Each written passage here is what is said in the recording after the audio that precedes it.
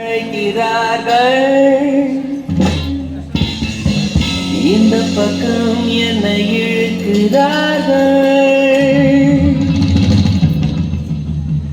மாய்மால வாழ்க்கை வாழ்கிறேன்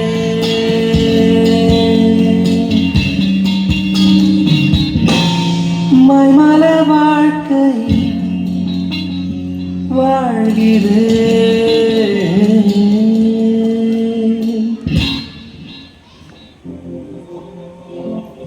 என்ன கேப்ரியல், இன்னைக்கு ஒரே கூட்டமா இருக்குது. இன்னைக்கு தெரிஞ்சிடும் மைக்கேல், இவங்க பேரெல்லாம் ஜீவ புஸ்தகத்தில் இருக்குதான்னு. Praise lord, praise lord. ஏய், லார்டே இவர் தான். Sorry, praise be to you lord. நீ பைபிள் வாசிச்சியா? தள்ளு. நீ ப்ரேயர் பண்ணியா? தள்ளு. நீ ஆராதிச்சியா? நீ மெசேஜ் கேட்குறியா? மெசேஜில் தூங்கிட்டு தானே இருப்ப. கிளம்பு கிளம்பு. நீ ஃபெலோஷிப்பில் இருக்கியா? நானாவது 10 ஃபெலோஷிப்பில் இருக்கேன். கிளம்பு கிளம்பு. ஃபர்ஸ்ட் யாருப்பா? இங்க வாங்க. உன் பேர் என்ன? என் பேரு உப்பு உபவாசம். உன் பேர் இல்லை. உப்பு சாரமற்று போயிடுச்சு. உன் பேரு இங்க இல்லப்பா, போப்பா. என் பேர் இல்லையா? நான் ஆண்டவர்கிட்ட அவ்வளோ ஜெபம் பண்ணியிருக்கேன், அவ்வளோ உபவாசம் இருந்திருக்கிறேன். அதனால தான் என் பேரு உபவாச மணி என்று மாறிச்சு. அப்படிப்பட்ட என் பேர் எப்படி இல்லாமல் போச்சு? நீ எல்லாருக்கும் முன்பாக உபவாசம் இருந்த. நீ மனுஷன் பார்வைக்காக ஜெபம் பண்ண, அதனால உன்னால உள்ள போக முடியாது. என்ன சொல்றீங்க? அப்ப நான் உள்ள போக முடியாதா? அப்ப நான் எங்க போறது?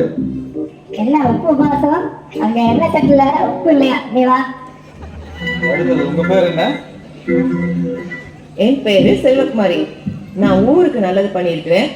ஆண்டவருக்கு தசம பாகம் நிறைய கொடுத்துருக்கேன்.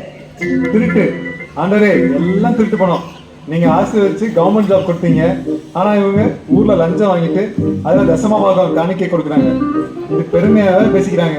ஆண்டவரே, இவங்களை எல்லாம் உள்ள விட்டுறாதீங்க. கொச்சா, நம்ம யாருக்கும் தெரியாம செய்ததெல்லாம் புட்டு புட்டு வைக்கிறாங்களே. என்ன உன்னை உள்ள விடல? நல்லது பண்ணா மட்டும் போதாதான், பாவத்தை விட்டு மறந்துடணுமா? ஓ, இது வேறயா? இப்ப நான் எப்படி உள்ள போறேன்னு பாருங்க. ஸ்தோத்திரம் ஸ்தோத்திரம் ஸ்தோத்திரம் இயேசுப்பா, ஸ்தோத்திரம் ஸ்தோத்திரம் ஸ்தோத்திரம் ஸ்தோத்திரம். ஆண்டவரே, ஆண்டவரே. ஒண்ணும் இல்லப்பா, பர்ஃபார்மன்ஸ் இதெல்லாம் எனக்கு பழகிடுச்சு. பெர்ஃபார்மன்ஸா? கேப்ரியல், நீ இரு, இந்த கேஸை நான் பாத்துக்கிறேன். உங்க பேர் என்னம்மா? ஸ்தோத்திரையா. என் பேரு ஜெபகுமாரி. நிறைய ஜெபம் பண்ணுவேன். வாரம் தவறாம சர்ச்சுக்கு போயிடுவேன்.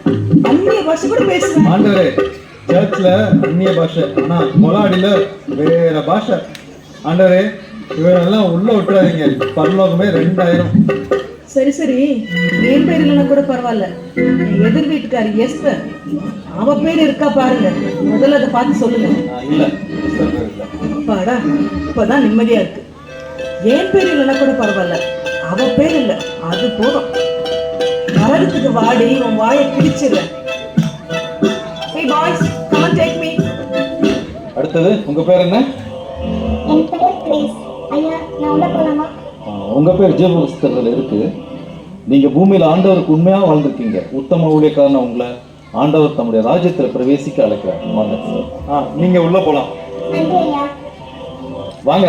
உங்க பேர் என்ன? என் பெயர் பிளஸி. பிளஸியா?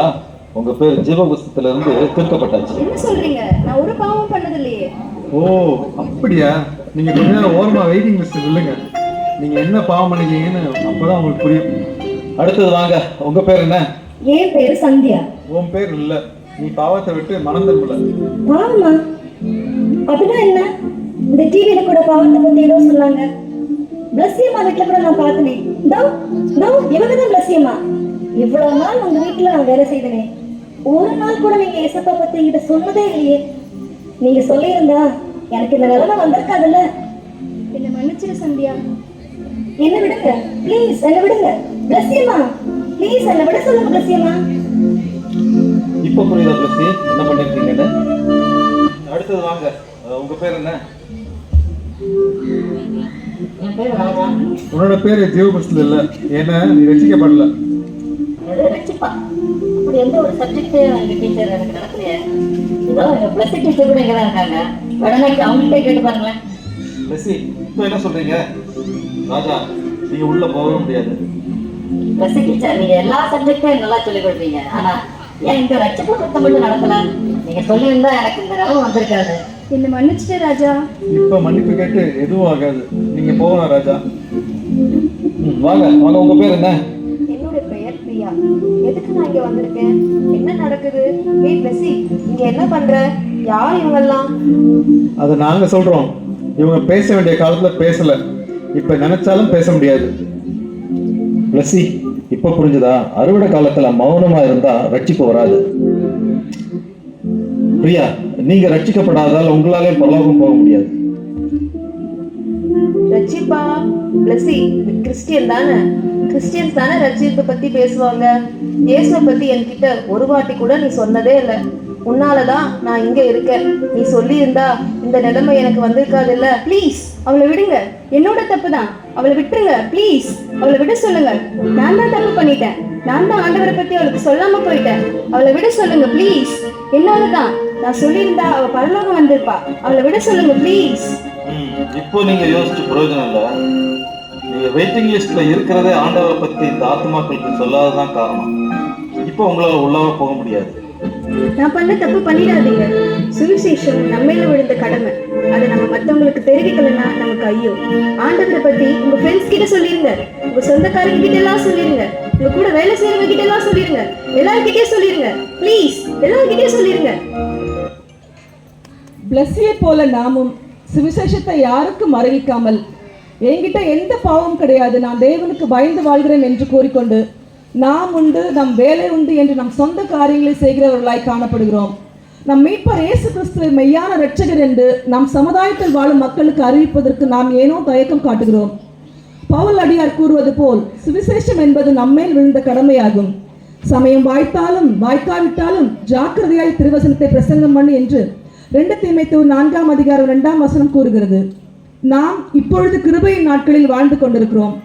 இதுவே சுவிசேஷம் அறுவடை செய்ய ஏற்ற காலமாகும். எனவே நாம் நமது பாவத்தை விட்டு மனம் திருந்தி நமது மாய்மால வாழ்க்கையை விட்டு விலகி நாம் விரைந்து சுவிசேஷம் என்னும் அறுவடை செய்ய ஜெபிப்போம், சிந்திப்போம், செயல்படுவோம்.